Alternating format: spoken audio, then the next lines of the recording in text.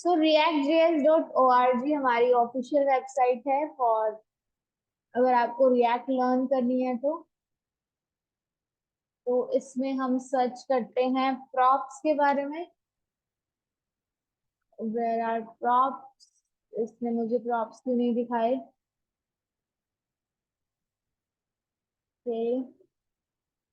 So props are basically, guys, it's like transferring the data from the parent to child component। मतलब जो properties parent में है वो automatically किसमें आ जाए?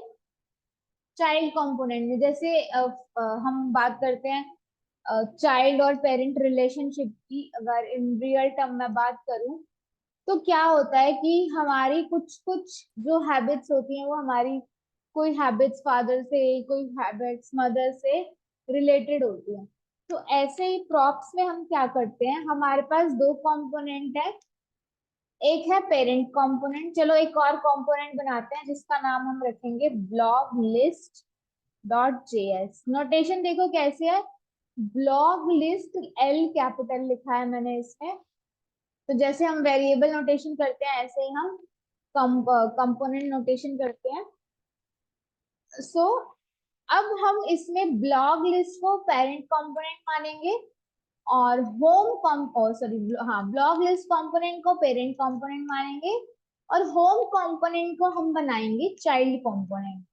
और हम ट्राई करेंगे कि जो हमारा ब्लॉग लिस्ट में डेटा है वो ऑटोमेटिकली होम कंपोनेंट में भी रेंडर हो जाए।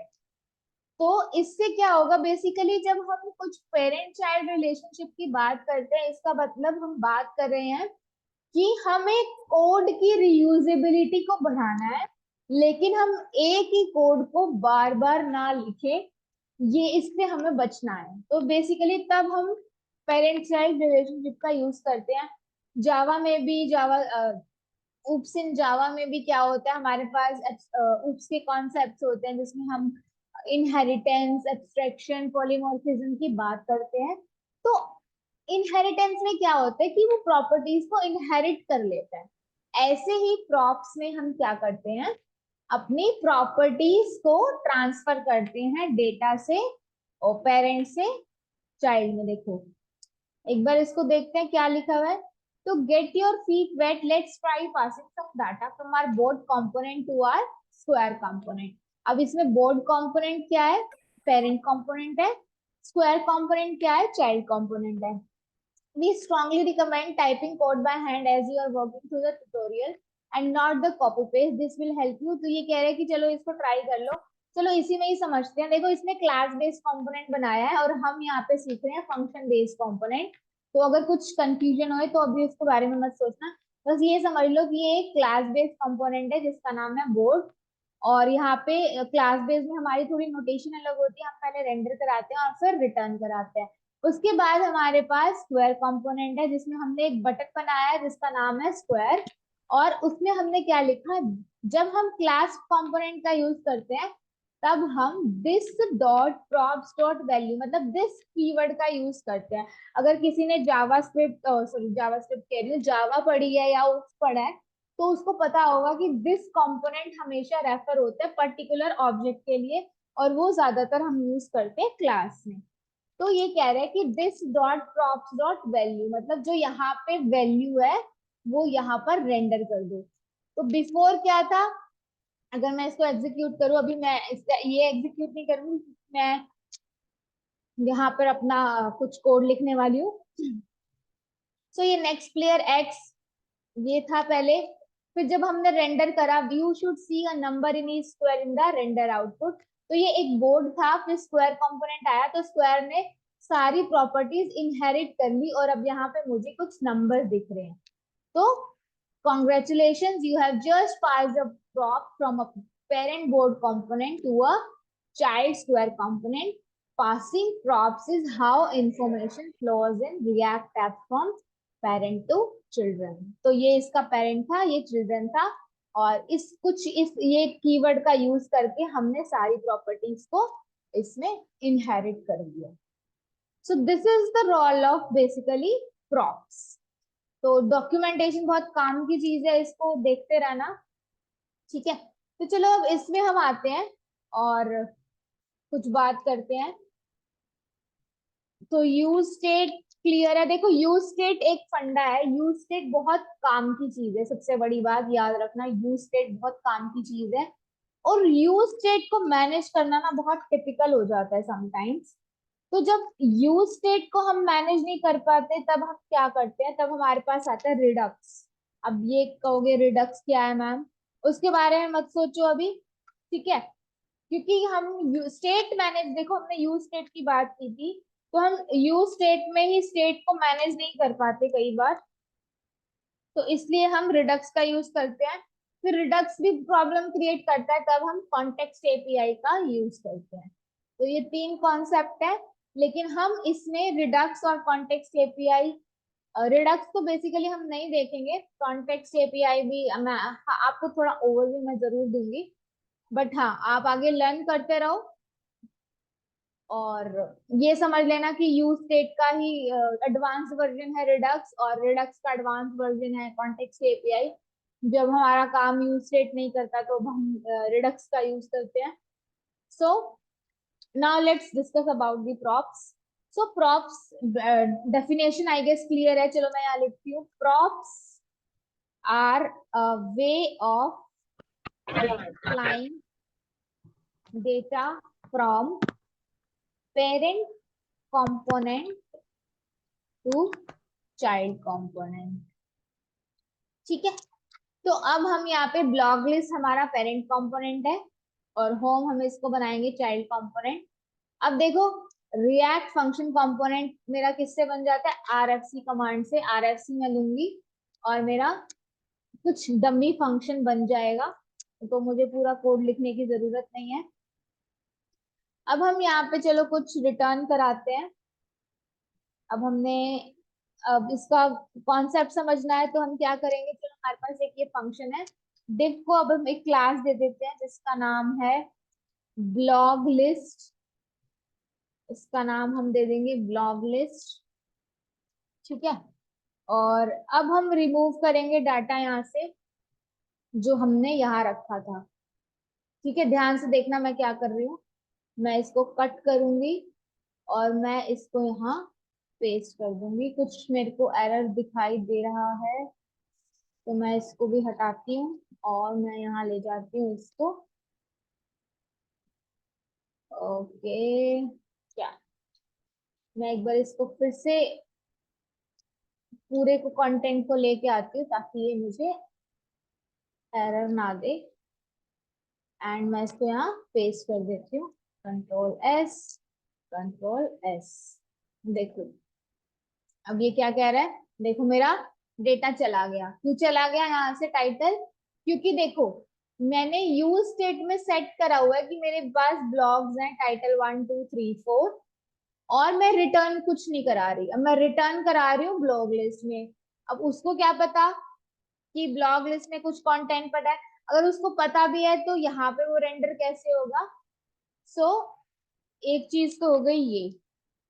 ठीक है, अब हम क्या करेंगे, यहाँ पर अपने कंपोनेंट को देखो, जब भी हमें अपने कंपोनेंट को कहीं पे यूज करना होता है तब हम उसको यहाँ पर रेंडर कराते हैं। देखो मैं इसको यहाँ पर रेंडर करा देती हूँ, ब्लॉग लिस्ट। ये मेरा रेंडर हो गया। अब यहाँ पे मुझे इंपोर्ट भी कराना है। ये कह रहा है भाई blog list is not defined, ये क्या कर रहे हो तुम। ठीक है, अब तो इसको मुझे यहाँ पे इंपोर्ट भी कराना पड़ेगा।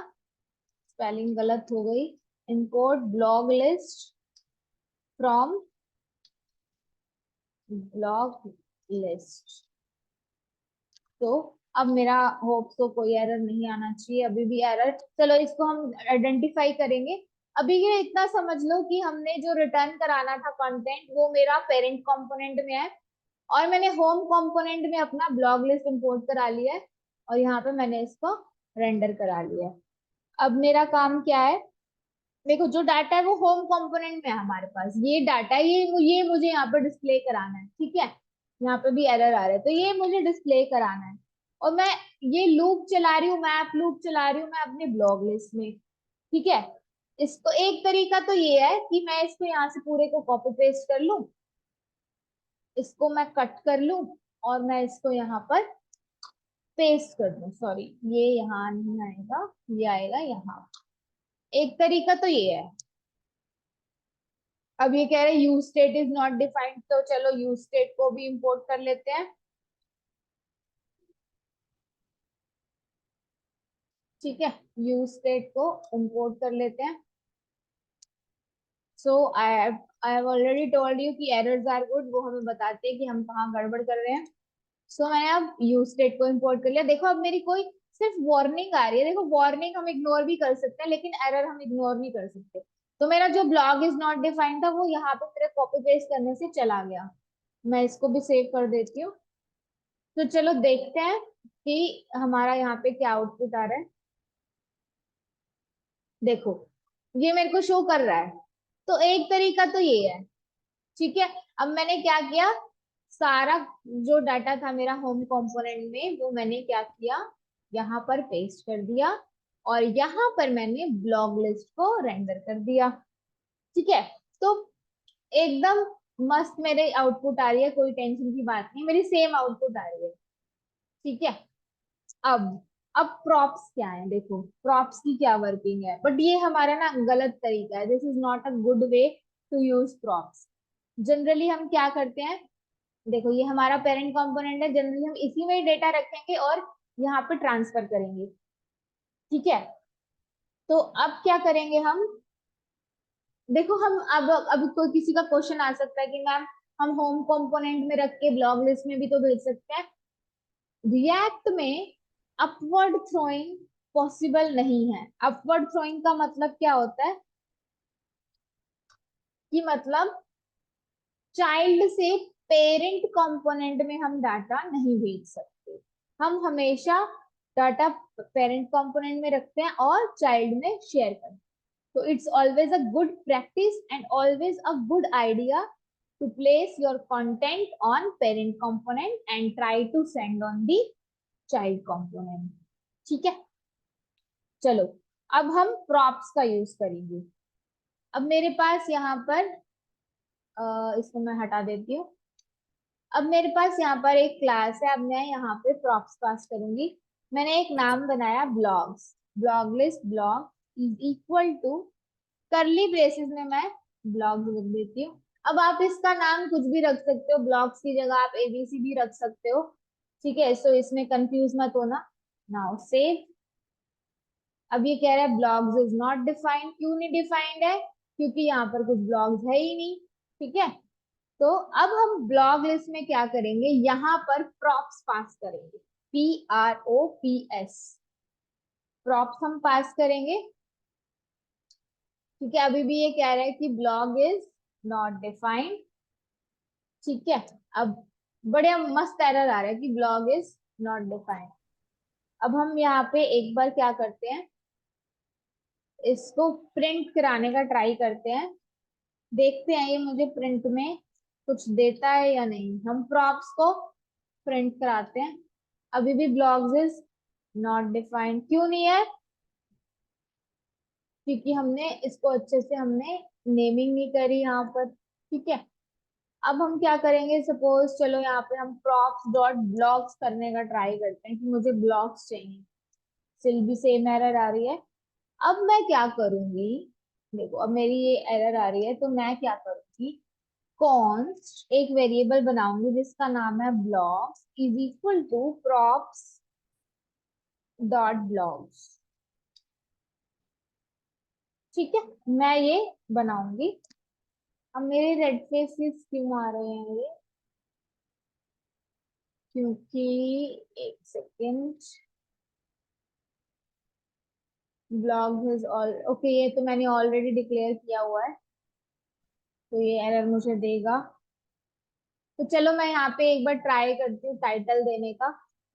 यहाँ मैं टाइटल देती हूँ जिसका नाम होगा this is my title and quotation.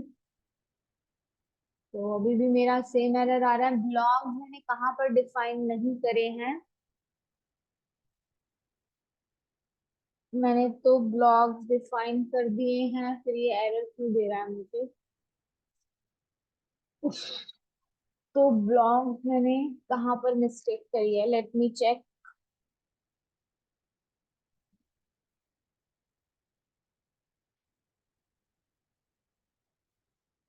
Wait for us.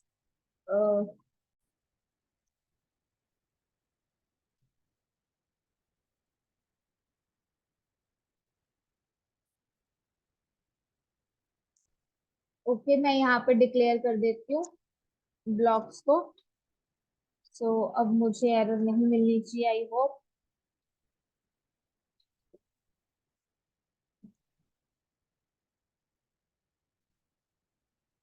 Okay, सो अब मेरा डेटा प्रॉपर आ रहा है। अब देखो कंसोल पे, देखो क्या मिल रहा है मुझे। कंसोल पे मुझे ऑब्जेक्ट मिल रहा है। तो इसका मतलब क्या है कि प्रॉप्स क्या रिटर्न करते हैं? एक ऑब्जेक्ट। यूज स्टेट क्या रिटर्न करता है? एक एरे। और प्रॉप्स क्या रिटर्न करते हैं? एक ऑब्जेक्ट। तो मुझे अच्छा खासा ऑब्जेक्ट मिल रहा है।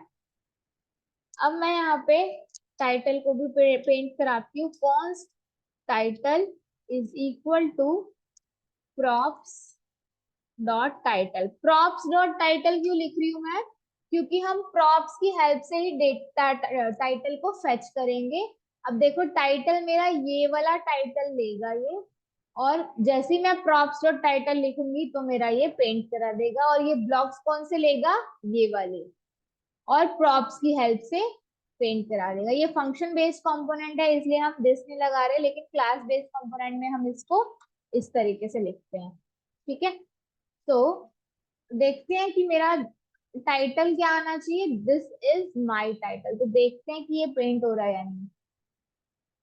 तो ये पेंट नहीं हो रहा, इसका मतलब कुछ गड़बड़ करी है। क्या गड़बड़ करी है हमने?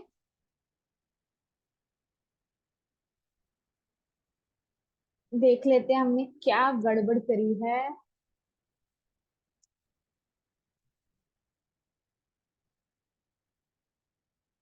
इसको मैं कट करके पहले यहाँ पर इस कर देती हूँ, एंड देन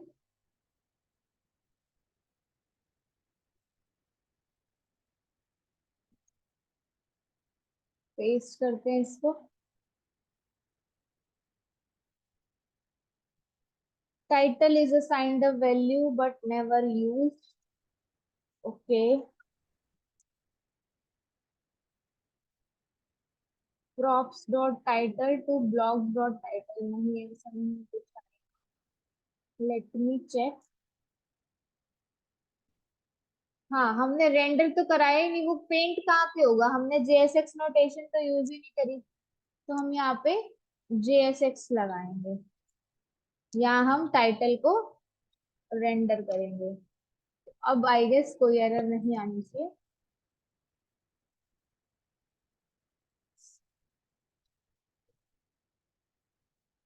तो मुझे यहाँ लिखना था, ये मेरा गायब हो गया था, H2। यहाँ पे मुझे टाइटल को रेंडर कराना।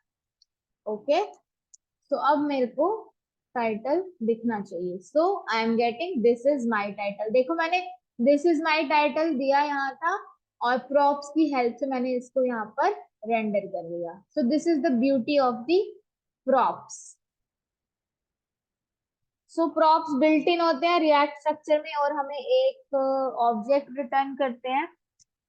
स्टेट मैनेजमेंट वैसे चैलेंजिंग है, लेकिन props are very very easy.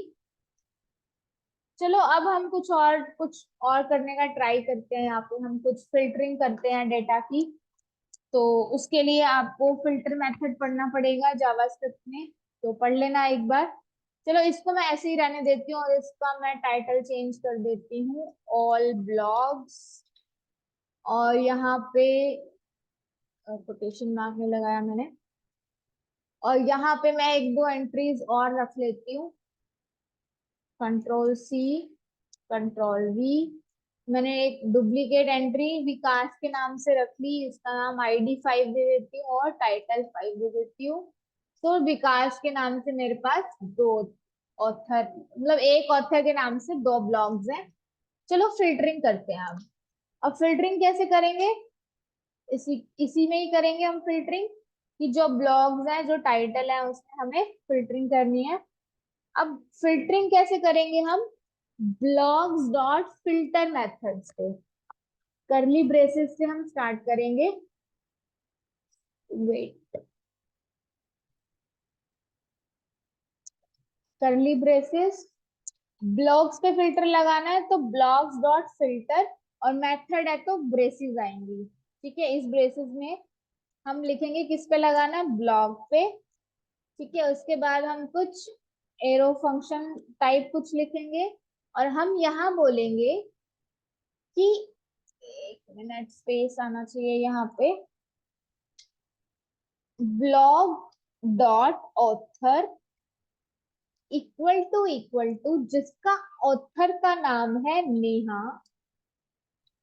ठीक है, वो मुझे चाहिए, और उस टाइटल, उसको टाइटल नाम दे दो नेहाज ब्लॉग। ठीक है, नेहाज ब्लॉग्स। कहाँ गड़बड़ करी है मैंने, जो ये मुझे रेड फेसेस दे रहा है। सेकंड, यहाँ पर मेरा ये बंद हो जाना चाहिए, और यहाँ पे शायद स्पेस आना चाहिए, या फिर एक सेकेंड, यहाँ पर एक और ब्रैकेट आएगा, और ये यहाँ पर क्लोज। तो अभी भी ये मेरे को एरर दे रहा, गया एरर, देखो। Blog list blogs, blogs dot filter लगा रहे हैं हम, किस पे लगा रहे हैं, ब्लॉग पे जिसका नाम, जिसके ऑथर का नाम है नेहा, और उसको हमने टाइटल दे दिया नेहास ब्लॉग्स। ठीक है, तो हमने डेटा सप्लाई कर दिया। अब देखते हैं क्या आउटपुट हमें मिल रहा है।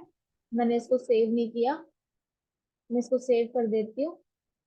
देखो, मेरे को सारे ये ऑल ब्लॉग्स भी मिलेगा, और नेहाज ब्लॉग्स भी मिलेगा। देखो, मैंने यहाँ पे पास नहीं किया ये, स्टिल भी मुझे ये यहाँ पे ब्राउजर पे शो कर रहा है। क्यों, क्योंकि मैंने प्रॉप्स पास किए हुए हैं टाइटल और ब्लॉग्स पे।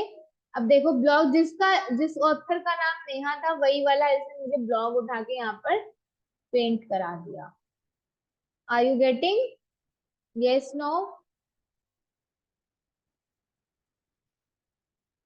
Are you getting. देखो, मेरे को यस मैम। नेहाज ब्लॉग मिल गया। चलो एक और ट्राई करते हैं। अब यस मैं मैम। यहाँ पर, मैं क्या करती हूँ, ओ यहाँ पे एक और फिल्टर लगाती हूँ, जिसमें मैं बोलती हूँ कि जिसका नाम विकास है वो वाला पेंट करा दो। तो अब देखो, ओके, मैंने यहाँ पे नाम चेंज नहीं किया, तो मैं यहाँ पर भी नाम चेंज कर देती हूँ, विकास ब्लॉग।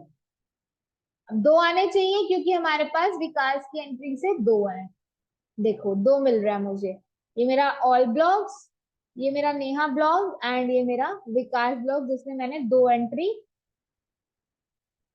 इनपुट करा रखी है। सो क्लियर है फिल्टर मेथड रिएक्ट में किस तरीके से काम करते हैं। चलो, अब बात करते हैं कुछ और फंक्शंस की।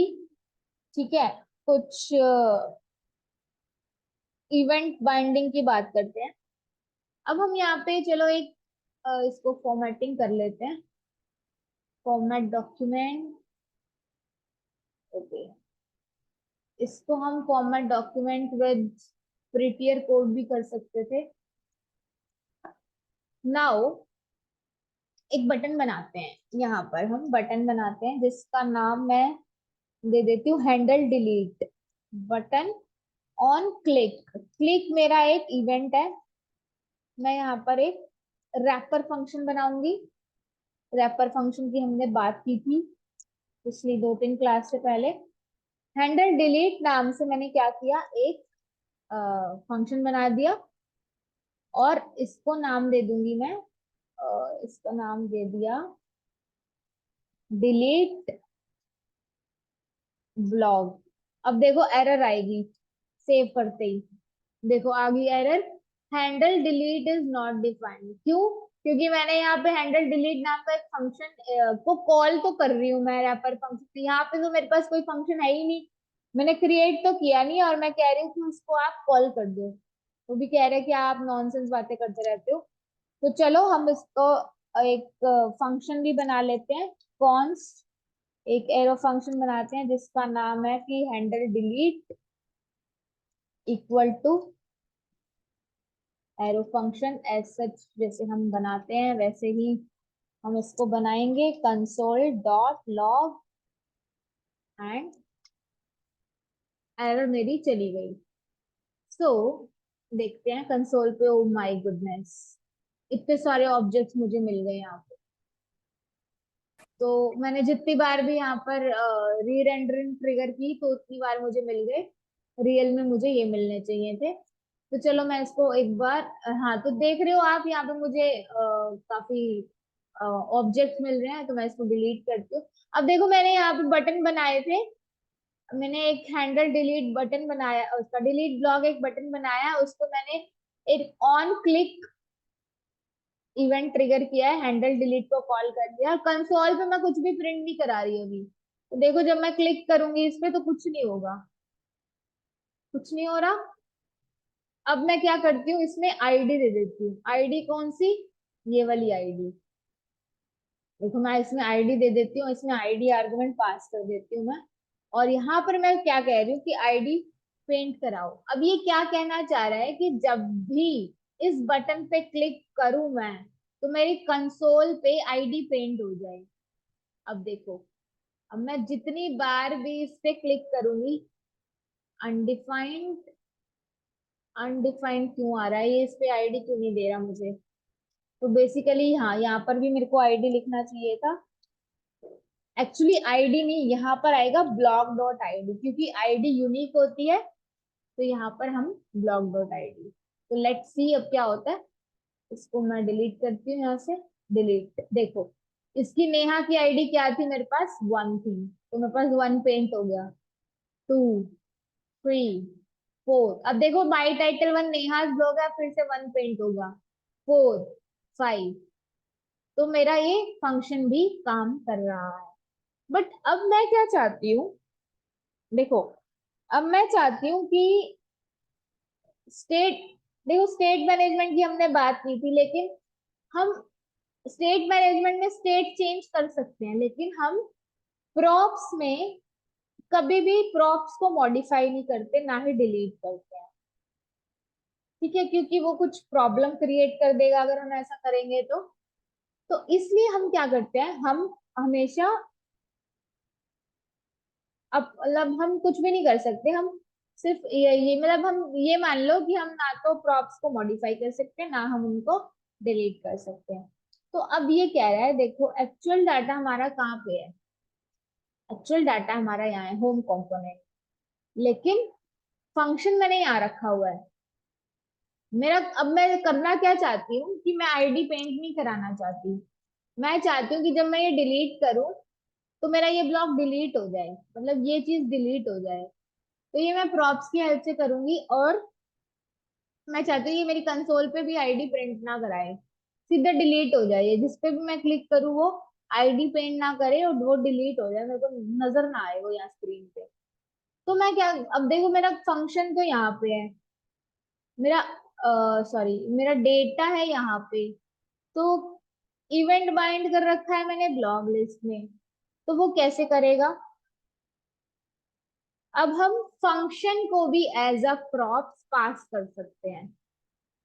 अब फंक्शन को प्रॉप्स कैसे पास करते हैं, देखो हमने यहाँ पे खाली प्रॉप्स पास किए, और यहाँ पे हमने 2 वेरिएबल बनाए जिसमें हमने डेटा गैदर कर लिया। ठीक है, अब हम इसकी डीस्ट्रक्चरिंग भी कर सकते थे।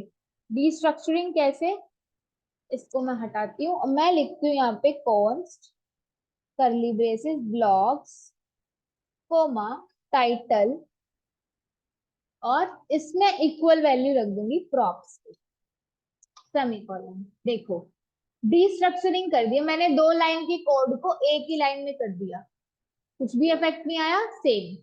क्योंकि अब मुझे क्या करना है, अब मुझे ये फंक्शन भी एज अ प्रॉप पास करना है। ठीक है, अब मैं फंक्शन को उधर रखने वाली हूँ अभी, तो यहाँ पे मैं पास करूंगी। ठीक है, अभी मैं फंक्शन को उधर ले जाती हूँ, मैं यहाँ से डिलीट कर देती हूँ ये फंक्शन। कट कर दिया यहाँ से मैंने, और ये मैं ले जाऊंगी यहाँ। चलो यहाँ रख देते हैं हम इसको। ये मैंने यहाँ रख दिया। इसको भी पेस्ट सेव कर देती हूँ। अब देखे, ये कह रहा है handle delete is not defined. क्यों? क्योंकि वही सेम एरर, यहाँ पे फंक्शन ही नहीं है और यहाँ पे हमने फंक्शन रखा हुआ है। तो अब एज अ प्रॉप्स मैं इसको यहाँ पे हैंडल डिलीट पास कर सकती हूँ। देखो जितनी भी आपकी आए, डिस्ट्रक्चरिंग का फायदा ये है कि आप प्रॉप्स में सब एक एक लाइन में आप उसको सेव कर सकते हो। देखो मेरी एरर चली गई, है ना ब्यूटी। अब मैंने यहाँ से फंक्शन हटा दिया, यहाँ पर रखा है मैंने, और मैंने एज अ प्रॉप्स यहाँ पे पास कर दिया। तो इससे ये भी क्लियर हो गया कि हम एक फंक्शन को भी एज अ प्रॉप्स पास कर सकते हैं। देखो अब देखते हैं ये मेरे को डिलीट करके देता है या नहीं कुछ। डिलीट कर दिया, कह रहा है handle delete is not a function. देखो कैसे एरर ये रिजोल्व करेंगे हम ये करेंगे, हमने यहाँ पे इसको कॉल ही नहीं करा, हमने इसको यहाँ पे रखा ही नहीं, हमने बोला ही नहीं कि JSX, हमने इस पे लगाया ही नहीं, हमने इसको रिटर्न नहीं किया। हम ये बोलेंगे कि हैंडल डिलीट में एक हैंडल डिलीट है, उसको हमें डिलीट कराना है। ठीक है, तो आई होप अब ये एरर ना आए। तो अब मैं क्या करती हूँ, इसको डिलीट करने का ट्राई करती हूँ। देखो ये डिलीट अभी भी नहीं हुआ, ये मुझे अभी भी आईडी पेंट करके दे रहा है। तो देखते हैं इसमें हमने कहाँ गड़बड़ करी। अब गड़बड़ नहीं करी हमने, एक्चुअली हमें क्या करना था, हमें यहाँ लिखना था IDC। अब आप कहोगे IDC क्या है? IDC कुछ नहीं है, ID ऑन क्लिक है। इस पे मैं ये बता रही हूँ इसको कि जब मैं किसी आईडी पे क्लिक करूं तो मेरा हैंडल डिलीट ट्रिगर हो, जो कि एक डिलीट ब्लॉक, मतलब वो डिलीट कर दे मेरा डाटा। ठीक है, और मैं इसको ट्राई करती हूँ अभी, इसको डिलीट करती हूँ यहाँ से। अभी भी मुझे ओके, मैंने यहाँ पे भी IDC देना चाहिए था। अब होना चाहिए, अभी भी नहीं हो रहा है। क्यों नहीं हो रहा है, क्या गड़बड़ हुई है? हैंडल डिलीट,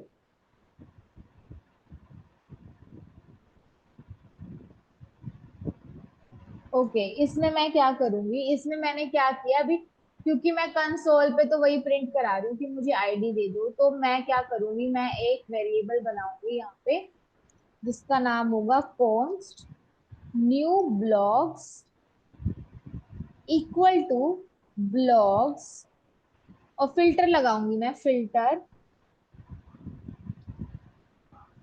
एरो फंक्शन, और मैं कहूंगी ब्लॉग डॉट आईडी जिस पे क्लिक को। अब देखो डिलीट करने के लिए हमें ये कमांड तो देनी पड़ेगी ना, तो हम वही कर रहे हैं।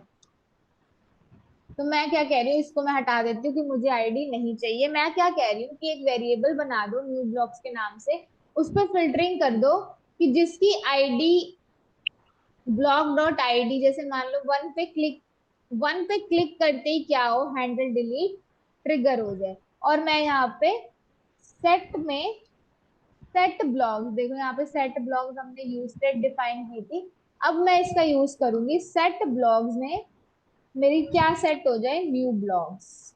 फिर से समझते हैं इसको मैंने क्या किया।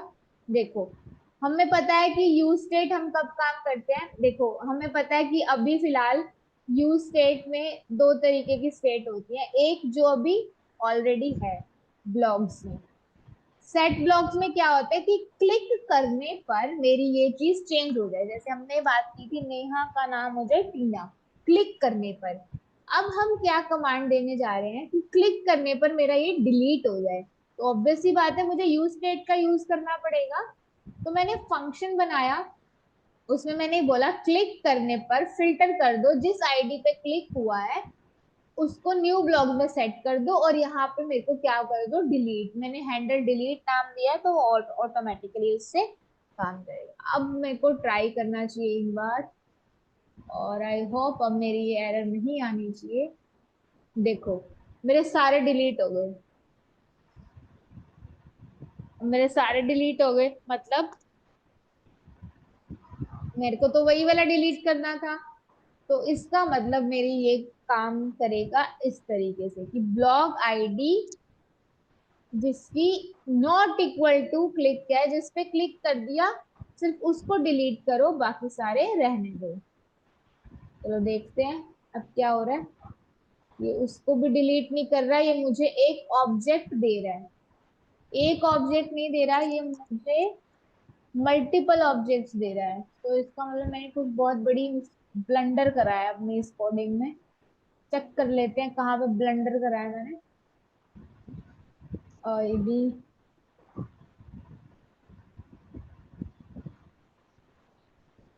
ओके, देखो अब ठीक है, मैंने वहां पे आईडी सी दिया हुआ था, मेरे को आईडी देना था। देखो जिसको मैं क्लिक कर रही हूँ वही डिलीट हो रहा है, और डिलीट के साथ साथ मुझे ये प्रॉप्स ऑब्जेक्ट भी दे रहा है। देखो इस पे handle delete is not a function क्यों आया, क्योंकि मैंने यहाँ पर हैंडल डिलीट दिया ही नहीं है, तो इसलिए उसने बोल दिया कि क्या कर रहे हो आप, are you making fool of me. देखो नेहाज ब्लॉग्स पे भी मैंने क्या किया है, हैंडल डिलीट नहीं दिया, तो मैं इसको भी अगर क्लिक करूंगी तो क्या करेगा ये बोलेगा handle delete is not a function. तो चलो इसको एक बार आपको दिखाने के लिए मैं यहाँ पे भी एक बार अप्लाई करती हूँ। सो सेव इट एंड नाउ देखो डिलीट हो गया। ये भी डिलीट, ये भी वर्क कर रहा है और ये भी वर्क कर रहा है, अब सारे वर्क कर रहे हैं। तो आई होप इतना क्लियर है। Yes no. तो हमने ये नोट इसलिए लगाया ताकि डिलीट अच्छे से वर्क करे। अगर मैं इसको यहाँ से हटा दूं तो देखो ये क्या कर रहा है, मेरे को उल्टा सीधा करके दे रहा है, ये देखो जिस पे क्लिक किया वो बच गया, बाकी सब डिलीट हो गई। देखो जिस पे क्लिक करूंगी वो बच जाएगा, बाकी सब डिलीट हो गया। इसमें देखते हैं, टू पे क्लिक करती हूँ, बाकी सब डिलीट, ये बच गया। तो इसलिए मैंने क्या किया था यहाँ पे not equal to. So this is the concept of props. Uh, any doubt in this props? Anybody? I have 87 participants today and किसी को कोई डाउट नहीं है क्या?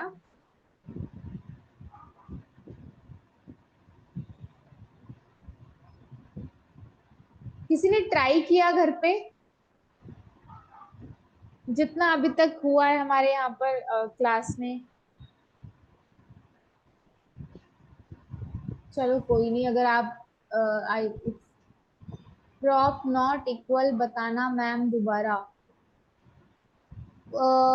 which line, like you are telling me, you are asking about this line or what you are asking, please clear that.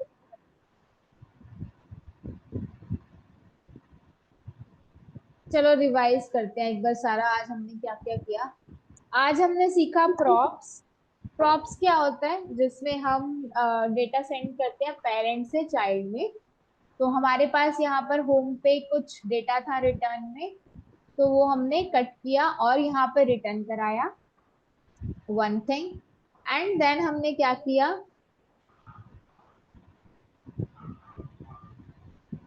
फिर हमने क्या किया कि हमने यहाँ पे ब्लॉग लिस्ट कंपोनेंट को रेंडर कराया। और हम क्या चाहते हैं, देखो रेंडर कराने के बाद हम ब्राउजर पे क्या क्या पेंट कराना चाहते हैं वो हम यहाँ देते हैं, वो हम यहाँ देते हैं। तो मैं चाहती थी ब्लॉग्स पेंट हो जाए और मेरा टाइटल पेंट हो जाए। फिर उसके बाद मैंने क्या किया, यहाँ पर प्रॉप्स पास किए फंक्शन के अंदर, आर्ग्यूमेंट में प्रॉप्स पास किए, और मैंने बोल दिया कि ब्लॉग्स और टाइटल एज अ प्रॉप समझ लो तुम, ठीक है। फिर उसने क्या किया, देखो प्रॉप समझ लो तुम। अब देखो ये कंसोल डॉट लॉग, एक चीज और बताती हूँ, ये जो आपका ये नजर आ रहा है ना, ये क्यों आ रहा है बार बार नजर, क्योंकि मैंने कंसोल पे प्रॉप्स प्रिंट करा रखे हैं और प्रॉप्स हमें एक ऑब्जेक्ट रिटर्न करते हैं। तो अगर मैं इसको डिलीट कर दूं तो अब ये मेरा नहीं आएगा। अब देखो, अब मैं क्लिक करूंगी तो नहीं आ रहा। क्लियर है? पहले बार बार क्या हो रहा था, जब भी मैं क्लिक कर रही थी बिना क्लिक करे भी वो मुझे कंसोल पे प्रॉप्स पेंट करा रहा था। तो मुझे वो नहीं चाहिए, मैंने यहाँ से डिलीट कर दिया। तो आप उसको बता दो कि ये मेरे टाइटल और ब्लॉग्स को प्रॉप्स मिल गए। तो उसने वो यहाँ पर पेंट कराना शुरू कर दिया। उसके बाद मैंने क्या किया, एक बटन बनाया जिसका नाम दिया हैंडल डिलीट, और मैंने ऑन क्लिक इवेंट ट्रिगर कर दिया। मैंने बोला जब भी इस पे क्लिक हो तो मुझे कंसोल पे, पहले मैंने यहाँ पे फंक्शन बनाया था, तो मैंने क्या बोला कि कंसोल पे आईडी पेंट हो जाए। उसने मुझे आईडी उठा के, जब भी मैं यहाँ पे क्लिक कर रही थी तो मुझे एक आईडी मिल रही थी। फिर मैंने क्या किया कि मैं चाहती थी कि प्रॉप एज अ प्रॉप्स का फंक्शन भी पास करूं। तो मैंने फंक्शन को कॉल तो यहाँ पे किया, लेकिन बनाया यहाँ पे मैंने, फंक्शन को यहाँ पे बनाया। अब यहाँ पे बनाया फंक्शन, और मैंने कुछ कमांड दे दी कि अभी ब्लॉग्स में मेरे पास ये मिल रहा है, लेकिन जब भी कोई बंदा आए क्लिक करे तो क्या हो, उसका ब्लॉग डिलीट हो जाए, सेट कर दो वो चीज। तो सेट कर दी, एक वेरिएबल बनाया उसके लिए, और फिल्टर कर दिया कि क्लिक होते ही वही वाली आईडी का ब्लॉक क्या हो, डिलीट हो जाए और पेंट करा दो। और उसके लिए मुझे यहाँ पे JSX लिखनी थी, handle delete is equal to, हम करली ब्रेसेस में लिखते हैं। तो हमने यहाँ पे, आप चाहो तो इसको यहाँ से हटा भी सकते हो, ये मैंने आपको समझाने के लिए बनाया था। मैं इसको हटा देती हूँ। और फिर जब, अब क्या हो रहा था, जब मैं इस पे क्लिक कर रही हूँ तो ये मेरा इवेंट फायर हो रहा है। ये इस पे नहीं हुआ क्योंकि वो यहाँ से मैंने डिलीट कर दिया। Is it clear?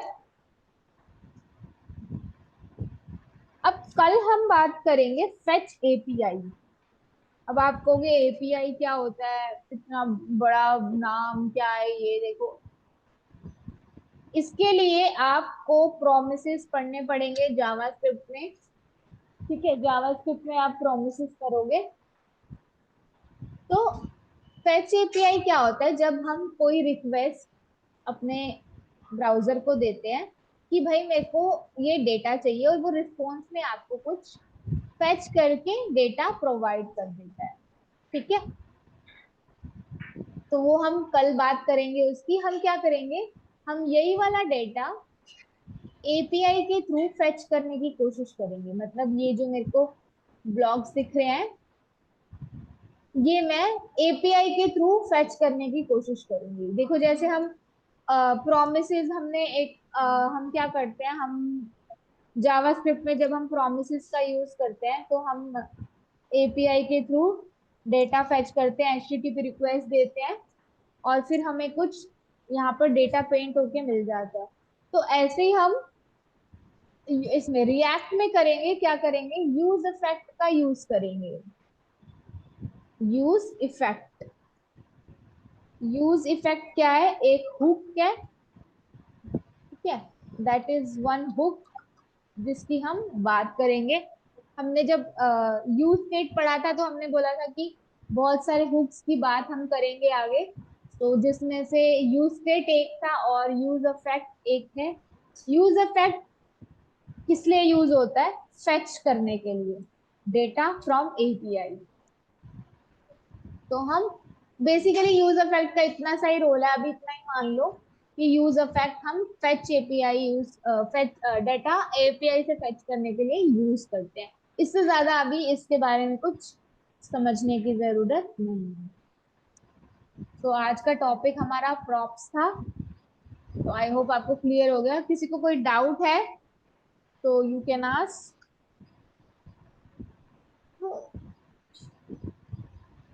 तो अच्छा, कितने स्टूडेंट्स को क्लास में कुछ भी समझ नहीं आ रहा, मतलब जीरो, कुछ भी समझ नहीं आ रहा? चैट बॉक्स में बताओ मुझे फटाफट।